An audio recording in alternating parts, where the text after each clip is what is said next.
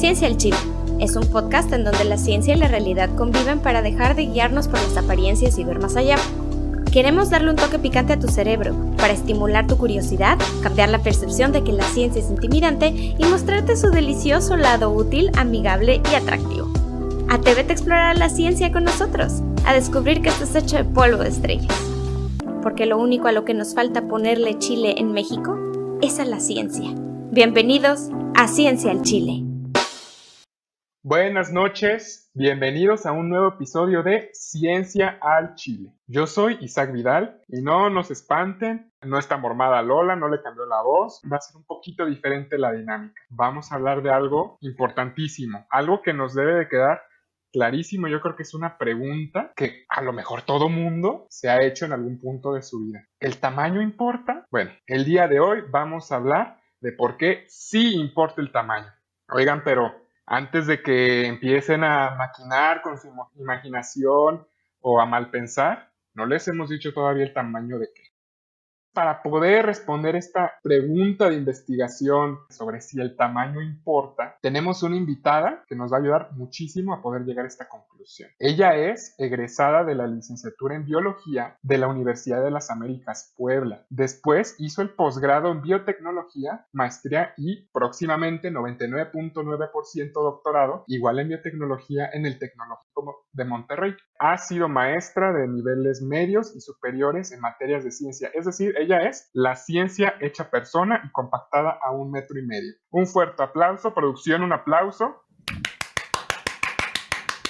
Gracias, producción. Bienvenida, Lola Montalvo. Compactada en 1,5 metros. Bueno, 1.54 metros, Isaac. Bueno. No me quites 4 centímetros. Ser chiquita Casi, también casi. es un problema. El tamaño sí importa, güey. Sí, es que lo tenía que mencionar porque el día de hoy vamos a hablar de tamaños. Tú eres experta en tamaños. Güey, sí, se siente bien gacho. Mis roomies aprovechan porque ponen cosas hasta arriba en la alacena y yo tengo una escalerita así de 2 escalones que tengo que utilizar a veces para bajar cosas.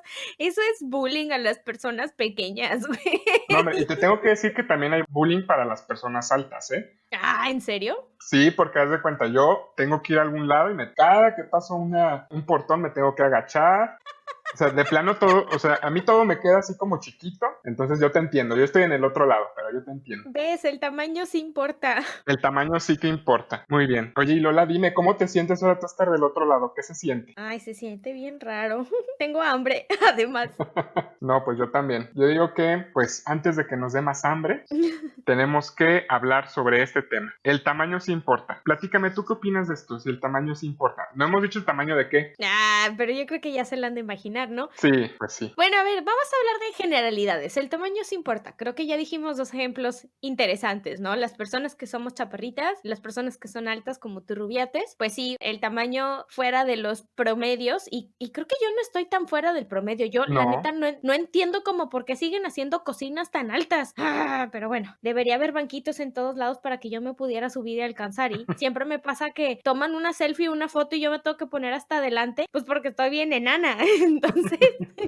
ese tipo de cosas. El otro día también pusieron una botella de las de alcohol que utilizamos para rociar en el cuarto de cultivo en el laboratorio. Están una incubadora encima de la otra y cada incubadora mide aprox 70, 90 centímetros. Y pues imagínense, la altura total es casi los 2 metros. Bueno, 1,90, ¿no? Pues dejaron la botella de alcohol hasta arriba y yo tuve que pedir de favor que me bajaran esa botella porque yo no la alcanzaba. Ya es impedimento laboral, güey, eso no se vale. Sí, ¿no? Y también las cosas que están en las vitrinas hasta arriba, si a mí se me ocurre poner algo, ahí me ves con toda la bata del laboratorio, trepándome a la mesa para poder bajarlas, no hombre, es ridículo. Mis estudiantes de repente también se burlan de eso y yo así como de, recuerden que mañana hay examen. Y ese tipo de cosas. En fin, También, bueno, también el tamaño está muy relacionado con la masa y pues la masa pues sabemos que está relacionada con el peso y pues teniendo la gravedad que tenemos en este planeta, vamos a decir que el tamaño definitivamente va a importar. O sea, entre más grande y masivo seas, mayor vas a tener que lidiar o mayor va a ser tu problema para lidiar con la gravedad. En fin. Esa ya la sentí como pedrada, ¿eh? Ay, mana, no. A ver, aquí que se ponga el saco el que quiera. ¿Qué me quieres decir? No, está como un amigo llegó diciéndome: "Lola, es que necesitas dejar de decir besitos, al chile los quiero un chingo", que eso es, pues, se me sale de repente en algún programa al final, ¿no? Y Sí. me dice: "Es que estás albureando", y yo: "Pero si yo no estoy albureando nada, es que ese es un albur". "Ah, pues si es un albur y tú lo quieres entender como un albur, pues diviértete, ¿cuál es el problema?". Que se ponga el saco el que quiera. Aquí a nadie se le obliga a absolutamente nada. Este es un programa libre. Sí, mira, yo no había pensado así. ¿Qué? Besitos al chile. Que si era un albur. ¡Uh! Ay, que se emocionan, pobrecitos. Oye, ya, pero nos estamos desviando del tema. Perdón, yo siempre Sí, demasiado. se me van las cabras al monte bien gacho. Pues vamos a hablar del tamaño, sí importa, pero pues evidentemente vamos a hablar del tamaño de la ciencia. Así es. ¿Tú qué opinas del tamaño de la ciencia? El tamaño de la ciencia sí importa. Yo creo que incluso este capítulo debió haber sido de lo primerito que hablábamos, porque luego hay muchas dudas, muchas quejas o sugerencias de, bueno, es que, ¿por qué hablan de ciertos temas? ¿Esto es ciencia? ¿No es ciencia? Entonces, hoy va a quedar todo bien claro. Bueno, Y va a quedar claro porque vamos a hablar del tamaño de la ciencia y cómo los diferentes tamaños de ciencia nos van a impactar en qué sí es ciencia y qué no es. pues sí, exactamente. Pero también yo creo que características aparte del tamaño, porque pues ciencias hay para todo, ¿no? Claro, Vamos a hablar primero de las diferencias entre las escalas en las ramas de la ciencia. ¿Qué te parece? va, Si seguimos con la parte del tamaño, podemos hablar de de biología molecular, por ejemplo. Son moléculas, son cosas súper chiquititititas, pero luego más abajo tenemos cosas como la física cuántica, que habla de, pues, de partículas ya subatómicas, neutrinos, la serie de los leptones, los gluones, todas estas partículas que pues forman los átomos, la materia en general. Y también tenemos otras cosas como fuerzas y demás, que ujú, son cálculos matemáticos que ni siquiera podemos alcanzar a ver, ¿no? así es. Entonces, todo depende de la escala con la que se tome este asunto de la ciencia. Ya lo veíamos en alguno de los episodios, en el de si podemos hablar con las moléculas, cómo la escala va a determinar el lenguaje que se habla. No es lo mismo hablar molécula que hablar salamandra, que hablar insecto, que hablar planta. Y lo digo así como de manera tan coloquial porque la escala o el tamaño de lo que estás estudiando te va a determinar las pruebas que vas a hacer. Y de esa determinación de las pruebas, o sea, de esa capacidad que tú tengas para hacer tal o cual prueba, va a depender mucho la confianza que le puedes tener a tus resultados. Es decir, no nada más el hecho de que el mecanismo o el aparato para hacer esa prueba exista, porque eso ya de por sí es complicado, pero sorteando eso y pensando que sí tenemos esos mecanismos y los aparatos y la fórmula y el procedimiento en general para poder discernir y hacer el experimento y hacer la prueba, ahora, ¿cómo vamos a interpretar eso? ¿Qué tantas muestras necesitas? ¿Qué tantas personas vas a entrevistar en el caso de las ciencias sociales,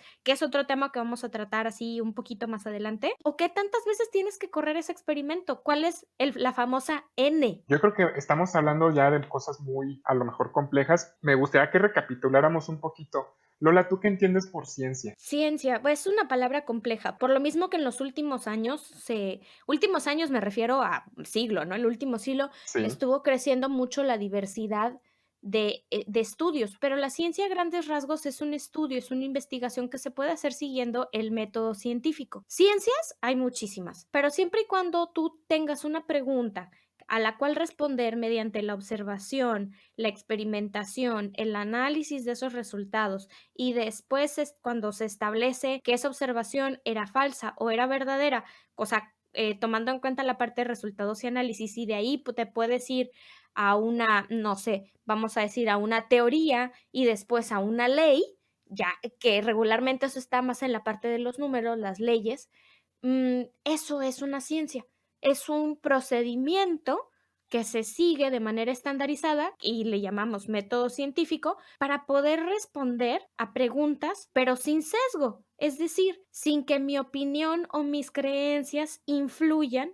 en la realidad, en observar esa realidad que te interesa, esa pregunta que te planteaste desde un inicio. Esa es la ciencia. Muy bien, entonces yo lo entendería como que entonces la ciencia es todo este conjunto o este sistema ordenado del conocimiento y estructurado, y que la herramienta que va a determinar si algo es ciencia o no es utilizar el método científico. Sí, ¿Estás de acuerdo? sí, los resultados de la ciencia son este compendio de conocimientos que se obtuvieron mediante el método científico. Que ojo, el método científico, como les comentaba, por eso la pregunta se torna compleja, el método científico tiene muchas variantes. Para poder hacer un estudio retrospectivo, un estudio prospectivo, el retrospectivo es el que ve para atrás, por eso es retro, ¿no? El que de algo, de observaciones que ya se hicieron, se sacan conclusiones y resultados. Un prospectivo es algo que ve para adelante.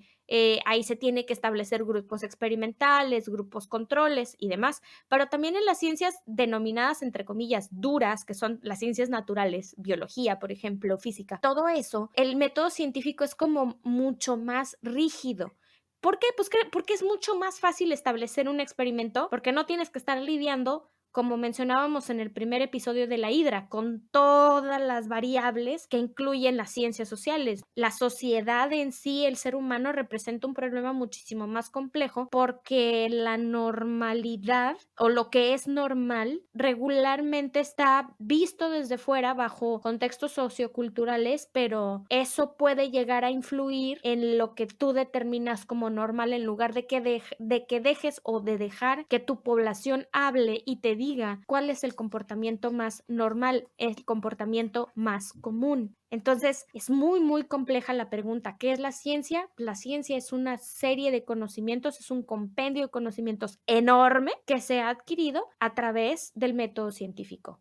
Y ya de ahí le pones todos los adornos que quieras. Oye, qué bueno que estás tocando este tema sobre las ciencias sociales y sobre la complejidad. Fíjate que yo me he encontrado muchas veces que la gente se pregunta si la ciencia social es realmente ciencia o no es, o incluso yo he escuchado que denominan a las ciencias básicas o las ciencias, digamos, más cuantitativas, más de números, la biología, la física, la química, como la ciencia dura o la ciencia real. Más bien, yo quisiera que el día de hoy lo planteáramos de forma diferente. Como yo lo entiendo, es que las ciencias sociales son las que la tienen más grande, porque estamos hablando de que el tamaño sí importa. A ver, espérate. O sea, pero aclárame, hasta Sí, Cuca sacudió la cabeza y dijo, ¿qué? ¿de qué? ¿Cómo que la tienen más grande? Ahora ya estamos jugando a concursitos de medio. Sí, no, pero lo que habíamos dicho hace rato, que cada quien piensa lo que quiere pensar. Yo me refiero al tamaño de la ciencia. O sea, yo pienso que el tamaño de la ciencia social es más grande que el tamaño de la ciencia, por ejemplo, la biología o la física. ¿Y esto por qué lo menciono así? Estabas hablando hace rato sobre las diferentes escalas de la ciencia, que si estamos hablando de moléculas o estamos hablando de animales o de poblaciones, podríamos colocar a las diferentes ramas de la ciencia en una escala de chiquito a grandote, donde lo más pequeño es lo más reducido. Aquí es donde tenemos este término de reduccionismo, es decir, las cosas son tan pequeñas y estamos estudiando la interacción de los elementos más pequeños en el universo, y esto nos permite reducir, nos permite darnos cuenta cuál es el papel, cuál es el rol de cada una de estas pequeñas partes del universo, de la materia, etc. Entonces, en esta escala, digamos que la tiene más pequeña, ¿cuál sería? Yo pienso que sería la física. Ay, no sé. Específicamente la física cuántica, o el estudio más reducido que nos permite desmenuzar las cosas en sus componentes. ¿Tú qué opinas? Yo más bien lo vería por el número de variables que tienes. La parte de reduccionismo a mí me suena más, bueno, no me suena más, no puedo decir eso, perdón, denme con un garrote, no puedo, yo no puedo, en la calidad de protodoctora que soy, no puedo andar diciendo este tipo de cosas, no.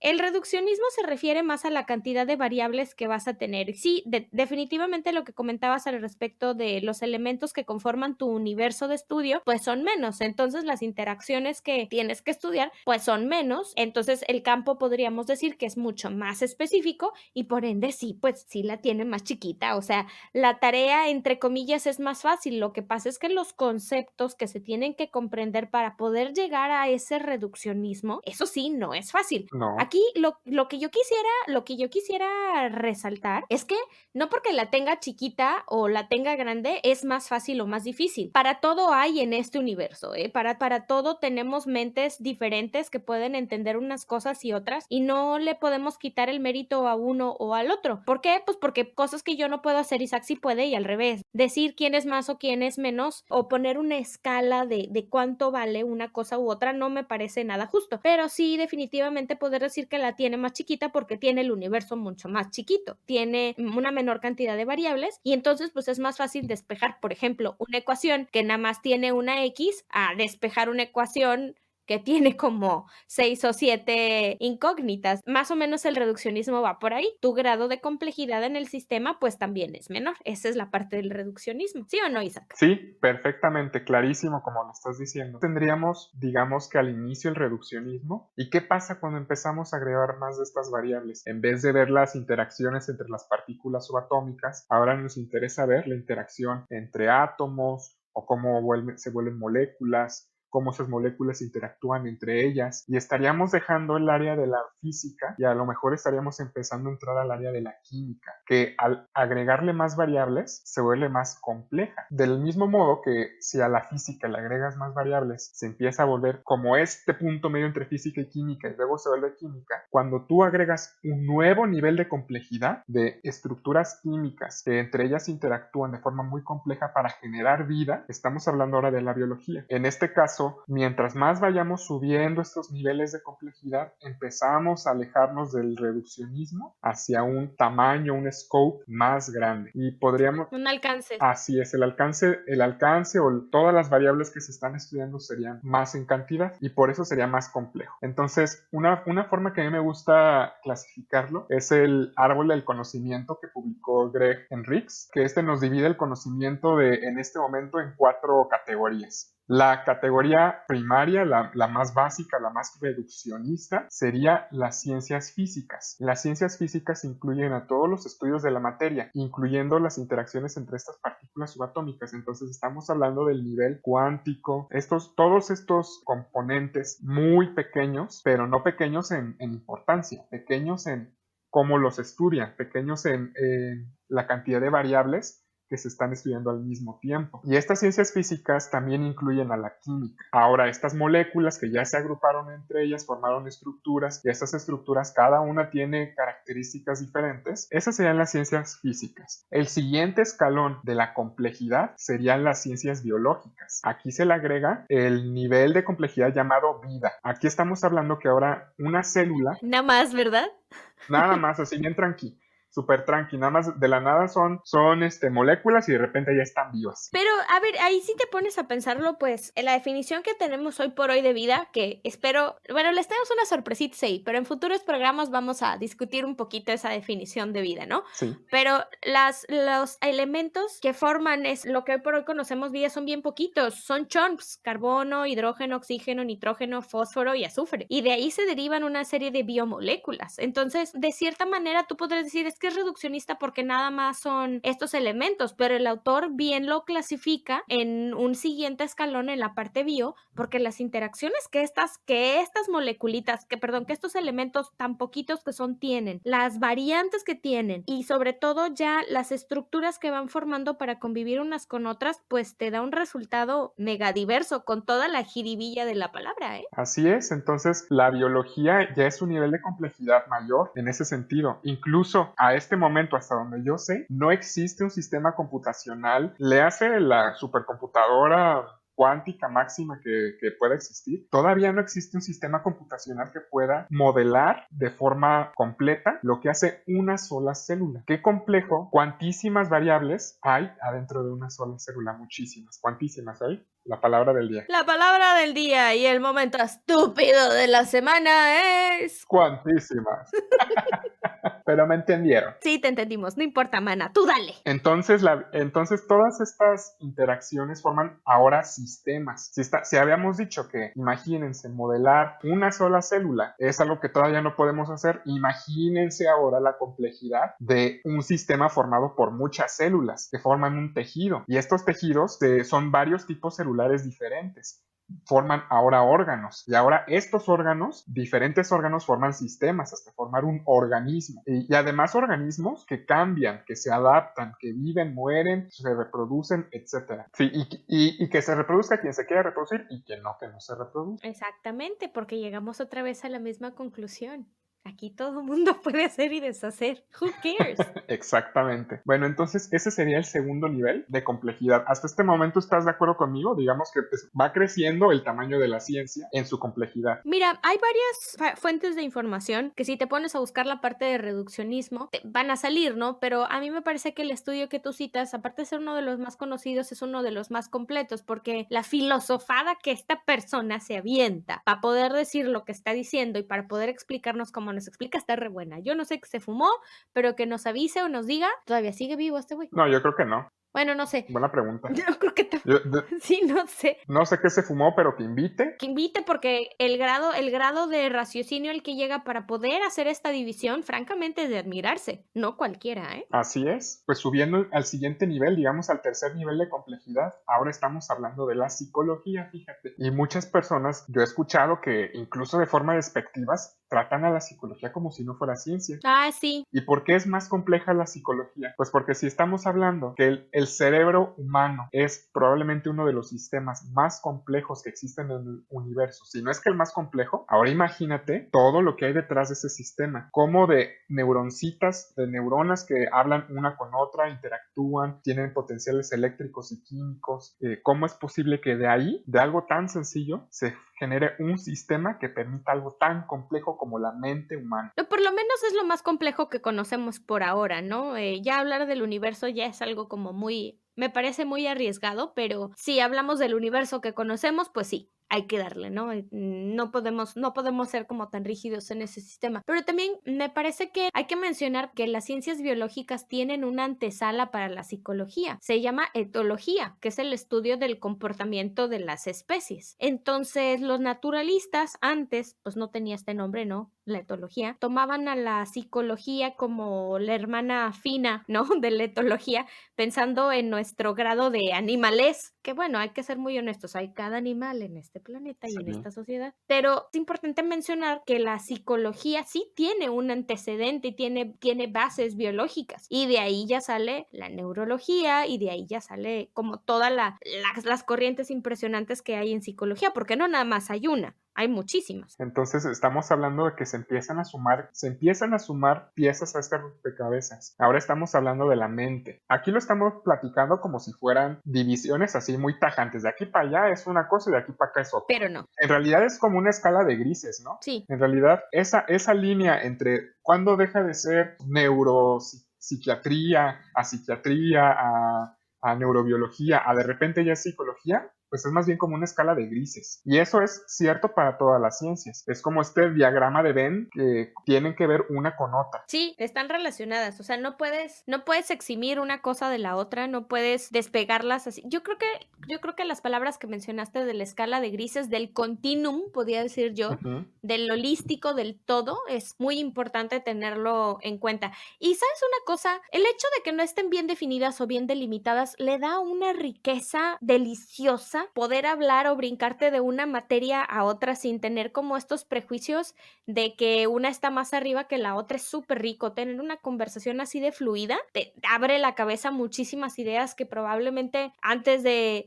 quitarte esas barreras o esas líneas entre qué es más y qué es menos, quién la tiene más grande y quién la tiene más chiquita, es interesante, güey. Creo que deberíamos intentarlo más seguido. Sí, eso está padrísimo. Y ¿sabes qué? Eso es algo que me encanta de cómo se hace la ciencia moderna. Porque digamos que ese esquema o esa idea del científico aislado que de repente tuvo un momento de eureka y solito inventó el cálculo o solito hizo algo, digamos, estos grandes personajes como Albert Einstein o como Sir Isaac Newton, etcétera. Esa idea del...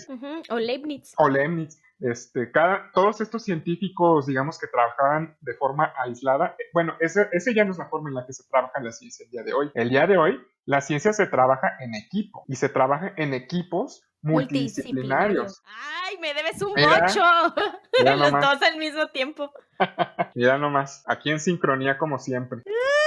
Eso está padrísimo porque a lo mejor lo que el biólogo vio, el químico no lo vio y viceversa. Esto es súper enriquecedor para todas las ciencias. Eso está padrísimo. Precisamente esta escala de grises, este continuum, como tú lo llamas, hace que sea riquísima la ciencia. Estábamos en el tercer nivel, Ajá. que es la psicología, el estudio de la mente y del comportamiento. ¿Cuál es el siguiente nivel de complejidad que plantea el autor? Pues este sería, ¿qué pasa cuando diferentes cerebros, de que cada cabeza es un mundo, imagínate qué pasa cuando cada cerebro, cada mente, interactúa con otras mentes? Ahora estamos hablando de una sumatoria de variables y una sumatoria de complejidad pues muy alta, y empezamos a hablar sobre cultura, es decir, ya no estamos hablando del individuo como una parte aislada de la sociedad, ahora estamos hablando de la sociedad completa y de sus diferentes partes. Estamos hablando de la cultura y por ende estamos hablando de las ciencias sociales. Son el nivel más alto que el autor Greg Henricks. Puta, sí. Ese es el nivel máximo que Greg, el compa Greg, marca para el árbol del conocimiento. Es las ciencias sociales. Y por eso es que yo decía en un inicio que para mí las ciencias sociales son las que están más grandes, las que la tienen más grande. No porque fueran más difíciles o menos difíciles o porque valgan más o valgan menos. Yo me refería al tamaño de las variables. ¿Cuántas variables están manejando las ciencias sociales? Son muy complejas las ciencias sociales. ¿Y cuántas variables? Pero ¿cómo las separas? No, hombre. ¿Cómo le separas la cultura a un individuo? Es que es lo que platicábamos en el primerísimo episodio del podcast de la Hidra, que los problemas sociales tienen muchas cabezas y que le cortas una y te salen 20 porque no puedes separar al individuo de su entorno social ni de su cultura. Simple y sencillamente no puedes. Y si ya quieres una excusa como muy básica, pues la evolución del ser humano, y eso lo pueden leer en el libro de Sapiens, la evolución del ser humano se debió a esa capacidad de socializar, de pertenecer y ser en grupo. Entonces, puta, las ciencias sociales tienen como totalmente de acuerdo con el autor, tienen mis respetos. Cualquiera que haga ciencias sociales y lo haga bien y pueda justificar sus variables y sacar sus controles y seguir apegarse al método científico, que era algo que yo comentaba con Laura Cavazos en el episodio número 5 de Madres y Madrazos en la Ciencia, que me decía, es que yo no soy científica, agarra la onda que esta chava se puso a hacer grupos de estudios, tuvo que hacer trabajo de campo, todavía me dice que no es científica, no hombre, casi le pego. Claro que eres científica, eres más científica que muchos. Es muy difícil sacar las variables de ahí, es muy difícil disectarlas, es muy difícil analizarlas. Entonces, tienen un grado bastante respetable de complejidad, ¿no? Sin embargo, lo que comentabas al inicio de las ciencias duras, como le han denominado a las ciencias biológicas, o las ciencias blandas, que son las ciencias sociales, ese mote, esa palabra ha hecho muchísimo daño, tanto en la dedicación de fondos, que se les da bastante menos a las ciencias sociales Sí. que a las ciencias, entre comillas, duras, y también a tenerles el respeto que se merecen, porque finalmente toda la ciencia que se haga, si no tiene una finalidad para que este mundo sea mejor, pues no tiene sentido. Te vas a buscar como que cuál es el objetivo de cada una de las ciencias y es entender alguna dimensión que te traiga algún beneficio. Ese ha sido el principal motor de la ciencia. Bueno, también ha habido muchos enfermos, ¿no? Segunda Guerra Mundial, experimentos con humanos, Sí. y con todo y todo, pues estaba buscando respuestas, pero no sé, pienso que están demasiado devaluadas las ciencias sociales, o sea, y con demasiado no estoy hablando como está de moda, no es que es demasiado bueno, no, güey, no, de veras es un exceso de devaluación que se presenta a la hora de hablar de ciencias sociales, de destinarles presupuesto, de leerlas, de tomárnoslas en serio, porque hoy con todo y la pandemia lo estamos viendo. Las ciencias sociales tienen vacíos que todavía faltan llenar y que nos ha traído de cierta manera muchas crisis emocionales, muchas crisis sociales, muchas crisis en los gobiernos. Las políticas públicas que deberían estar basadas en estas ciencias sociales, sabe Dios en qué se basan. Entonces creo que es momento de voltear a verlas, ¿no? Y tomarlas en serio y aplicarles el rigor que se merecen. No sé, o sea, Sí, definitivamente. yo ya debrayé. No, sí, definitivamente. Y las ciencias sociales, bueno, yo lo veo desde mi punto de vista que yo yo soy biocientífico y yo estoy como más abajo en la escala de la complejidad. ¿Cómo haces una hipótesis en una ciencia social? ¿Cómo puedes probar una hipótesis? Es súper difícil porque hay una cantidad de variables al mismo tiempo y que están interactuando entre ellas de formas muy complejas a diferentes niveles. Es algo muy, muy complejo. Eso es evidente cuando nos damos cuenta que las ciencias sociales tienen todos estos huecos que mencionas que no se han resuelto. Si fueran tan sencillas las ciencias sociales como mucha gente lo plantea, pues ya no tendríamos problemas sociales. Claro. O sería en donde estaríamos más avanzados en ciencia, y en realidad es que no. Es tan complejo, está tan devaluado que todavía nos hace falta mucho avance. Yo pienso que las ciencias sociales comparando con las otras ciencias, es la que ha sufrido un rezago en cuanto a su desarrollo. Y a su publicación también. Sí, yo estoy de acuerdo contigo, sí, totalmente. De haber sabido que nos íbamos a intensiar tan cañón con las ciencias sociales, me hubiera gustado traer a alguien especialista, pero bueno, por lo pronto ya les dejamos la espinita, cómo tomas en serio las ciencias sociales y cuáles son también las fallas, ¿no? Deberíamos empezar a pensar eso en lugar de fallas, verlas como áreas de oportunidad, porque lo que mencionas al respecto de esta crisis que se ha tenido y el menor desarrollo menor desarrollo, sí. El menor desarrollo que estas ciencias han tenido me parece algo que es total y completamente digno de tener un programa entero para poder desmenuzar. Sí, claro. Sí, estaría buenísimo y yo creo que vale toda la pena. Yo creo que este foro de ciencia al Chile, aquí al Chile se va a hablar de ciencias sociales, porque son ciencias. Sí, se tiene que hacer y sobre todo hablarlo de manera muy honesta, porque de los grandes problemas que hemos tenido es que la ciencia en general, o sea, ya vimos todo lo que abarca, ¿no? La ciencia no se habla en un lenguaje claro, en un lenguaje sencillo. Yo soy súper fan de hablar con palabras bonitas y rebuscadas, pero también entiendo que no todo el mundo tiene tiempo para ponerse a buscar, no todo el mundo tuvo la oportunidad para poder aprender y tener el tipo de lenguaje que se necesitaría para hablar con la mayor precisión posible, pero por algún lado se tiene que empezar, hablando de ciencia con los términos más básicos. También hay una frase que no me acuerdo quién lo dijo, no sé si fue Einstein o fue Carl Sagan, la verdad, no me crean en cuanto al autor, pero sí créanme cuando les digo que alguien que no puede comunicar con palabras sencillas la ciencia, quiere decir que no entendió. Entonces, Sí, utilizar un lenguaje complicado usualmente es una herramienta para que esa persona que no entendió pueda sentirse segura y no ser cuestionada por los demás, porque es bien sabido que nos da mucha vergüenza preguntar. sí, así es. Y esto que estás diciendo yo creo que es uno de los valores centrales que tenemos aquí en Ciencia al Chile, que hay una brecha muy grande entre la comunidad científica y la comunidad no científica, porque los científicos hablamos quién sabe en qué idioma, si luego ni siquiera entre nosotros nos entendemos, Sí. ¿cómo esperamos que una persona que no esté especializada en áreas diferentes de la ciencia, uno, se interese, dos, nos crea y tres, nos entienda? Yo creo que también parte de la labor del científico es comunicar su ciencia, y no nada más a la comunidad científica, a todo el mundo se beneficia de la ciencia. Ay, creo que tenemos lag.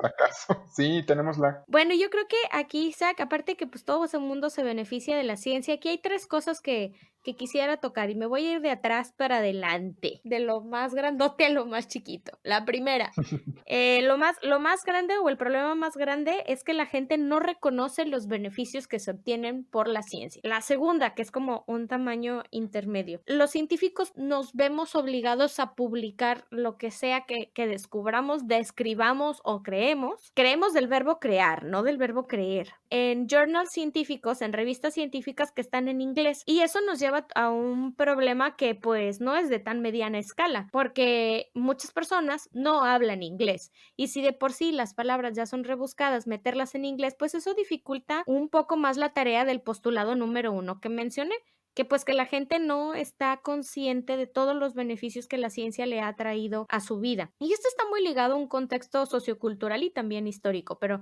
ya no voy a entrar más detalles para irme a la tercera, las opiniones. Las opiniones y lo que dice la vecina y lo que se publica en un journal y lo que dice un científico. Hay una diferencia entre estas tres cosas, ¿no? Porque no es lo mismo que te lo diga tu vecina, pero si tu vecina, no sé, tiene un doctorado en biotecnología y se dedica a hacer córneas como tu servilleta y te comenta algo acerca de ingeniería de tejidos, pues su opinión es bastante válida. Pero si te comenta algo para lo que no está capacitada a comentar y no ha leído, pues entonces ahí podrías tú pensar que no es la fuente de información más adecuada. Pero si tu vecina de plano no tiene capacitación en nada de lo que está hablando y nada más está opinando por opinar, híjole, pues sí te mete en un dilema, ¿no? ¿Qué parte sí vas a creer y qué parte no vas a creer y qué parte te vas a informar? Y lo mismo cuando un científico renombrado, como por ejemplo Karin Mullis, no es cierto, qué mentira. En los viejitos estos, Watson y Crick, uno de ellos era súper misógino. Entonces él en su calidad de súper científico, de pues de laureado, de premiado y todo esto, pues él podía decir misa e influenciaba con sus comentarios a muchas personas, pero sus comentarios estaban orientados a hacer críticas al respecto de la labor de la mujer en la ciencia. Entonces yo ahí sí me pregunto mucho, ¿en ese campo tú le vas a creer a este hombre o le vas a dar la importancia? Ok, bueno, sí se ganó un premio muy importante, sí, pero eso le da la autoridad para hablar de temas en donde claramente se ve que su cultura y su trasfondo lo está influyendo. No sé, estoy siendo clara, Isaac, o sea, ¿sí estoy describiendo bien el punto o de plano sí me fui muy por las ramas? No, sí, definitivamente eso es a lo que queríamos llegar. Fíjate que aquí estamos hablando de algo que se llama evidencia. La ciencia trabaja a través de evidencia. Ese es el objetivo de la ciencia, encontrar evidencia de algo. Regresando a la pregunta inicial de que si el tamaño importa, aquí estamos hablando ahora del tamaño de la evidencia. No es lo mismo el tamaño de la evidencia que te puede presentar una persona simplemente porque es su opinión y porque pues, así piensa o es lo que opina, al tamaño de la evidencia que a lo mejor tiene la opinión de un experto. Y ahora, incluso el tamaño de la opinión de un experto está en tela de juicio, porque no deja de ser una opinión. Como lo dices, este personaje, el descubrimiento de la estructura del ADN le dio el premio Nobel. Bueno, esta persona pues no estaba capacitada en ciencias sociales, evidentemente. Y además de que era muy machista, también era muy racista. O sea, ahí es donde te das cuenta de que por muy científico que sea, por muy Nobel, su opinión no deja de ser una opinión más cuando estamos hablando de temas en el que él no tiene evidencia. ¿Sí es esto a lo que te estás refiriendo? Totalmente, sí, claro que sí. También hay otro caso. Cuando alguien que sí es muy leído y muy escribeído, dirían en mi rancho, te presenta evidencia y tú vas de bruto y te la crees toda, ¿no? Uh-huh. Te la tragas completita, todo lo que te dijo. Yo creo que deberíamos tener más cuidado en este tipo de cosas, ¿no? Para mí es muy normal que me demanden pruebas y que me digan, a ver, ¿cuáles son tus fuentes? Y eso, pues sí, es muy normal, aunque a veces cae gordo porque van y le creen a cualquier bruto que les dice que, no sé, que la luna es de queso, y a mí sí me demandan pruebas, ¿verdad? Pero bueno, pues con gusto se las doy, pero las pruebas que yo doy nunca las ofrezco si yo no las he leído. No porque haya una tesis de 700 hojas de, no sé, ¿por qué las grapadoras son mejores cuando son de color negro? Voy a creer que ese título representa todo lo que viene ahí en esa tesis de 700 hojas. Pues no, mi tesis puede ser muy extensa y puede tener un número muy grande de muestra, pero ¿y qué tal? ¿Y si la estadística está mal hecha? Eso, y que en ciencia recurrimos mucho a poner lo que denominaríamos como títulos sexys, que es el Sí. caso del nombre de este episodio. O sea, son carnadas que utilizamos para atraer la atención, porque lo que buscas es que te lean, o sea, buscas tener un título provocativo, un título trending para que la gente vaya, te lea y vean todo el cuerpo de evidencia que existe. Pero si tú nada más te basas para poder hacer una afirmación categórica, para poder tener un absoluto de una certeza con un título y no leíste todo lo que hay ahí y no lo comprendiste, pues estás igual en el hoyo que la vecina que se pone a opinar de que ser gay es culpa de la luna llena que estaba cuando te concibieron, hijo, o alguna de esas tarugadas, ¿no? Y además, también no se nos debe de olvidar que al final de cuentas, cualquier persona se puede sentar y escribir lo que quiera escribir. Y hoy con el Internet lo puedes subir a donde lo quieras subir. Como tú dices, no porque sea una ultratesis va a ser verdad. Y eso es algo muy importante. Aquí estamos empezando a hablar de otro tema que está relacionado, pero que a lo mejor es un poquito aparte, que es la pseudociencia. ¿La qué? La pseudociencia, con P. Pseudo, Pseudo. pero la P no, pseudo, pero la P no se no se pronuncia, entonces es pseudociencia. Como en psicología, psicología. Ajá, psicología, aquí es pseudociencia, es pseudociencia. Oye, Isaac, yo pensé que la P de pseudociencia era porque es puro pedo, güey. Por eso la ponen antes. Puro pedo, pseudociencia. Pedociencia. Pues estaría muy ad hoc.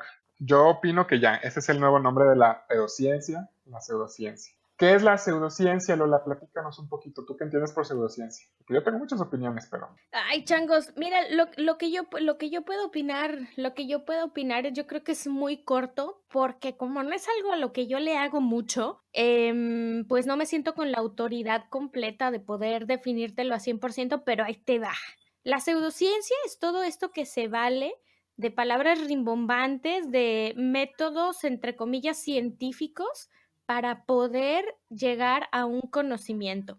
Tú me mencionabas un ejemplo que me gustaría que tú lo dijeras, que es al respecto de los alimentos, de la trofología. ¿Qué nos puedes platicar de eso? Sí, fíjate que hay un movimiento de la trofología muy grande. Yo creo que todos los que tenemos tías en grupos de WhatsApp hemos recibido fotos de eso, o cadenitas o cosas así. La trofología es una ciencia, entre comillas, realmente es una pseudociencia, que dice que la alimentación puede influir en el estado de salud, que eso es 100% cierto. Tiene una base científica hasta ahí. Exacto. Hasta ahí es ciencia. Y es que las pseudociencias precisamente es eso, que su base inicial sí tiene evidencia científica, pero ya después de eso se desvirtúan totalmente. Empiezan a agarrar una serie de silogismos, o sea, de conversaciones lógicas que te llevan a falacias y esas falacias pues te llevan a cucharear o a sesgar tu misma información. Así es, y en el caso de la trofología, empieza bien, empieza diciendo pues que la alimentación con verduras, frutas, cereales es saludable y es la base de la salud humana. Ok, hasta ahí vamos bien. Sí, hasta aquí sí le creemos. Pero después empiezan a decir que los alimentos alcalinos y los alimentos ácidos y que tú debes de comer alimentos alcalinos porque el cáncer es ácido y que comiendo cierta dieta con ciertas verduras alcalinas puedes curar el cáncer y que realmente las farmacéuticas y que toda la investigación sobre cáncer es una falacia, que tú te puedes curar, no sé, tomando un jugo de limón o cosas así. Ahí es donde yo ya pinto mi raya. Ahí es donde digo, aquí esto sí ya no estamos hablando de ciencia. Y esto ya no es ciencia porque aquí ya no estamos utilizando el método científico. Aquí ellos ya están llegando a conclusiones con sus pruebas, no sé, que estas pruebas o estas conclusiones no tienen que ver con el conocimiento, no son congruentes con lo que se sabe. Por ejemplo, es algo muy común que la gente diga que, pues come cosas alcalinas, que porque el cáncer es ácido, que no sé qué. Realmente, para tú cambiar el pH de tu organismo, pues para empezar no vas a poder y no quieres. Por algo tienes riñones y por algo tienes pulmones. Y tienes una serie de enzimas que se encargan de mantener el pH estable. No es gratis eso. Exactamente. El pH del cuerpo humano está en un rango muy pequeño, alrededor de 7.35. Y este pH se debe de mantener ahí, porque ¿qué pasa si te alcalinizas? Te mueres. Sí. ¿Y qué pasa si te acidificas? Igual te mueres. Así es. Entonces, si tú crees que tomando agua alcalina o alimentos entre comillas alcalinos vas a poder modificar el pH de tu cuerpo, pues por supuesto que no. Reprobaste biología de segundo de secundaria o de primero de secundaria. Exactamente.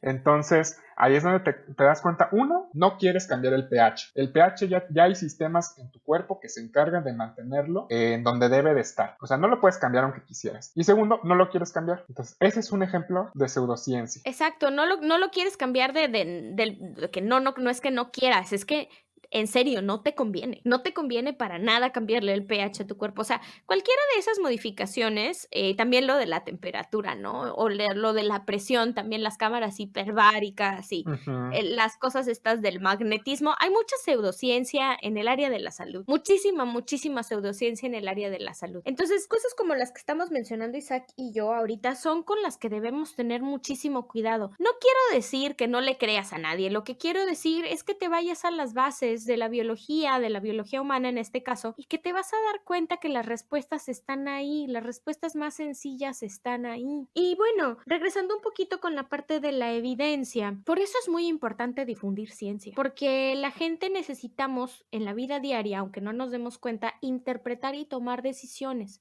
interpretar información y tomar decisiones con base en esa información.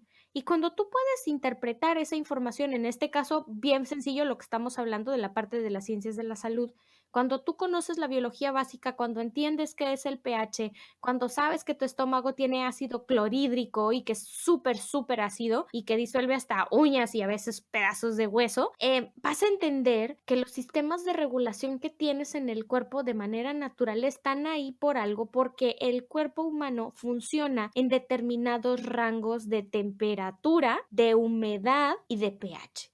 Entonces, eso es bien fácil de entender con los básicos de la biología. No tienes ni siquiera ya que hacer un estudio muy grande porque esto se sabe desde hace mucho. Poner en tela de juicio este tipo de cosas es válido, totalmente es válido. Pero saber interpretar la información depende mucho del conocimiento de ciencia que tengas. Y por eso es muy importante leer de ciencia, entender qué es el método científico, saber un poquitito de estadística o juntarte con quien sí la entienda y sobre todo confiar en la gente que sí sabe. Creo que lo mencionábamos en programas anteriores. O sea, si tú no puedes tener el conocimiento de perdido, júntate con gente que sí tenga esa facilidad para comprender, que sí tenga esa facilidad para adquirir la información y que te expliquen. La comunicación humana, aparte de ser una de las ciencias más bellas que existen, es una de las más útiles. Y lo que no se comparte, pues se pudre, ¿no? Sí, claro. Hablando sobre el tamaño de la evidencia, recordemos que todas las personas pueden tener opiniones y ahora sí que cada quien tiene derecho de opinar lo que quiera, pero aquí la recomendación es que pues tus opiniones las bases en evidencia, no nada más en pues porque me dijo, no sé, una persona X. Entonces, esa es la invitación. Porque lo leí en muy interesante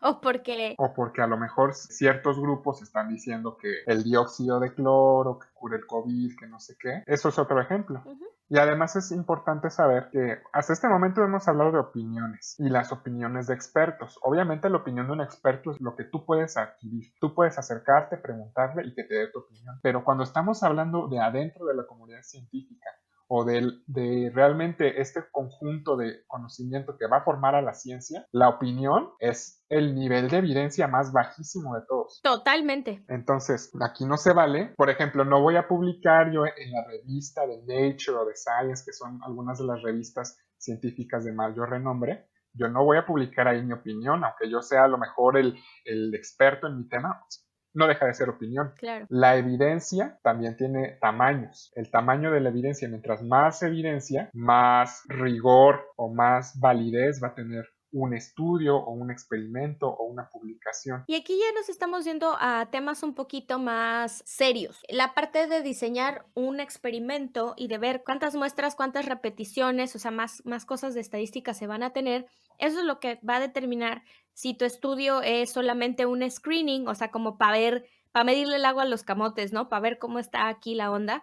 Cuando ya te subes de niveles, cuando ya estás haciendo estudios preclínicos, que muchas veces se hacen con animales porque es necesario evaluar, no sé, la calidad de un medicamento, los efectos secundarios y ahora sí, ya lo más grande que lo hemos visto ahorita con la pandemia, con los estudios de Remdesivir y con los estudios de la ivermectina y de otros medicamentos que se han utilizado o propuesto como curas para la COVID-19. Entonces, estamos empezando a ver, la Organización Mundial de la Salud publicó hace como 2 semanas un estudio muy interesante en donde de veras el tamaño se importaba, porque las muestras que se tenían era ya a nivel global y entonces ya estás evaluando un mecanismo en palabras de una población mundial y ves si realmente a la gente que es tratada con este medicamento que es el Remdesivir tiene una mejoría o no. Y entran en tela de juicio ahí un montón de resultados que pueden bien ser productos de un efecto muy interesante que se llama efecto placebo. Recordemos, sin llegar a la metafísica ni a la pseudociencia, la mente es poderosa, en el sentido de que la mente, yéndome a la parte del cerebro específicamente, puede dar señales en respuesta a estímulos del medio ambiente de muy variada naturaleza. Y es bien sabido que somos seres sociales que respondemos al estrés. Entonces, a ver, el efecto placebo, pues sí tiene una cabida en todo esto que estamos observando y que estamos experimentando como sociedad. El tamaño de esta muestra a nivel mundial fue una definitiva para poder entender qué estaba sucediendo con estas propuestas de medicamento. Y una vez más, el tamaño importa.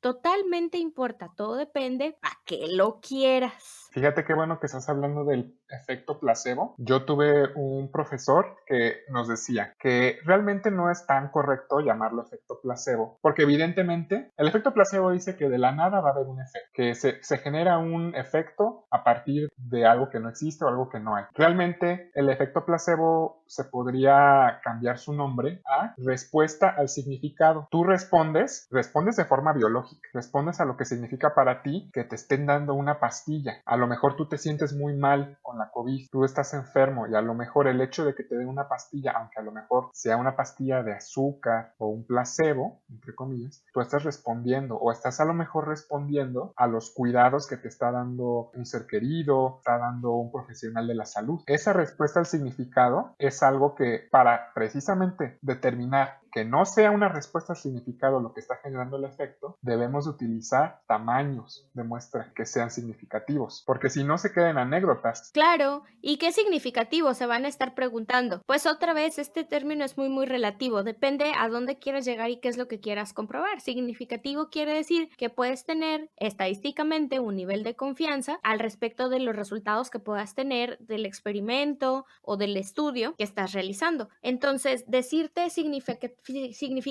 con un número o con otro, pues en este programa no es lo correcto porque pues necesitaríamos un caso específico para poder decirte con números, pelos y señas qué sería lo significativo para un tipo de estudio u otro. Y eso nos llevaría bastantito. Entonces, Isaac, ¿qué onda con lo que opinamos o en lo que nos basamos? ¿Cuál crees que sería para ti el procedimiento o el proceso correcto para poder abrir la boca y, entre comillas, opinar al respecto de un tema? Pues tan sencillo como que primero te tienes que informar, hay que estar informados de lo que hablamos, porque si no se vuelven simplemente opiniones o anécdotas. Paso número 2, pues sería fijarte cuál es la información a la que tú estás recurriendo. ¿Es esa información confiable?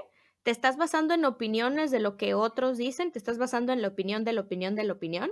¿Te estás basando en lo que te dice una persona que es un pseudocientífico? ¿En qué te estás basando? Por eso es muy importante discernir y conocer de dónde vienen los intereses que se están manejando a la hora de poder publicar o de dar al lugar a una noticia. Esa es parte de la información, no nada más el producto en sí que te va a servir para hablar, sino el antecedente que se tiene de lo que se habla, ¿no? Sí, y el paso número 3 sería pues que tú formes tu propia opinión, pero tu opinión la vas a formar tomando las partes que tengan evidencia o las partes que sí tengan sentido de a lo mejor las opiniones de alguien más o de los estudios.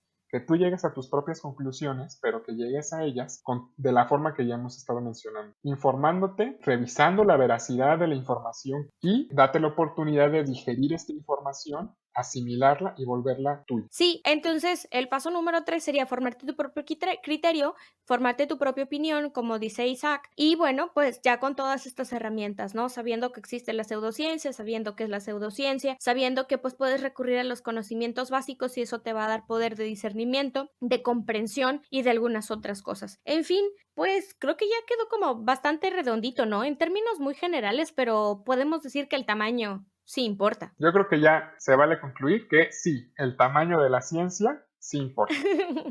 Muchas gracias, Isaac, por esta plática tan agradable y tan enriquecedora. Yo quisiera pedirles a todos los que nos escuchan que busquen nuestro Patreon de Ciencia al Chile.